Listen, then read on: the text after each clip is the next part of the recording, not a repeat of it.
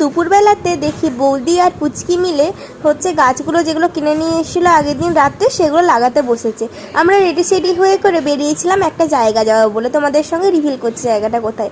আচ্ছা, ওই ক্যালিফোর্নিয়াতে যে মৌমাদি আছে না, সে এসেছিলো মেদিনীপুরে তার বাড়িতে। তো তার বাড়ি যাওয়ার জন্য আমরা মিষ্টি আর চকলেটটা নিয়ে গিয়েছিলাম।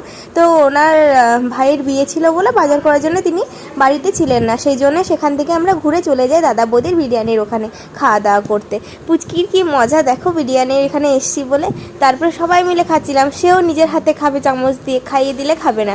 ব্যাস, বিরিয়ানিটা এখানে খুব সুন্দর করেছিল আর ভিড়ও ছিল প্রচুর। প্রায় আমরা 8-9 জনের পরে লাইন পেয়েছি। এবার বিরিয়ানির সঙ্গে স্যালাড ছিল আর ছিল চিকেন কষা। বাড়িতে অরুণের অনেকগুলো আইসক্রিম নিয়ে এসেছিলাম আর বাইটসগুলোও ছিল খুব সুন্দর খেতে, বাস এগুলো খেয়ে নিয়েছিলাম। সন্ধেবেলায় আবার ওই মৌমাদির বাড়িতে গিয়েছিলাম, তো 3-4 বার যাওয়ার পরও তার সঙ্গে দেখা হয়নি। তো আজকের জন্য এইটুকুই, টাটা।